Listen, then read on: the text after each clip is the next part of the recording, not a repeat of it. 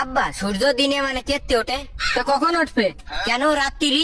দিনে মানে কি সূর্য আমাদের কাজে লাগে? কেন কাজে লাগে না কেন? দিনে মানে তো এমনি আলো থাকে, রাত্রি তো আলো থাকে না, তাহলে রাত্রি উঠলে ভালো হয় না? আব্বা আর একটা কথা, আবার কি কথা? এই যে মানসি কয় আমার ইজ্জত চলে গেল, তা ইজ্জতটা চলে যে কনে যায়? আব্বা এ কথা নাই, বাদ দিলাম, আর একটা কথা আছে। কয়া। এই যে কাজী সাহেব মানসির বিয়ে পড়ায়, কাজী সাহেবের বিয়েটা পড়ায় কিনা? আব্বা আরো কিছু কবি? হ্যাঁ আব্বা। তা কয়া। আব্বা এই যে মানসি জন্মদিন পালন করে, তো জন্ম রাত পালন করে না কেন? যারা রাত্রি রইলো তারা তো জন্ম রাত পালন করতে পারত।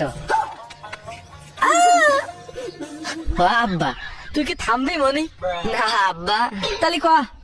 আব্বা এই যে লাইট আছে না, লাইট তো বিভিন্ন কালার হয়, লাল হয়, হলুদ হয়, নীল হয়, সবুজ হয়, কিন্তু কালা কালারের বাল্ব হয় না কেন? মানে তুই আমার সামনে তো সর নাই, কিন্তু তোর এই ঠান্ডা পানির মধ্যে ফেলাই দিবানে। আব্বা পানিটি ফেলানোর আগে আর একটা প্রশ্নের উত্তর দাও। আমার কি প্রশ্ন?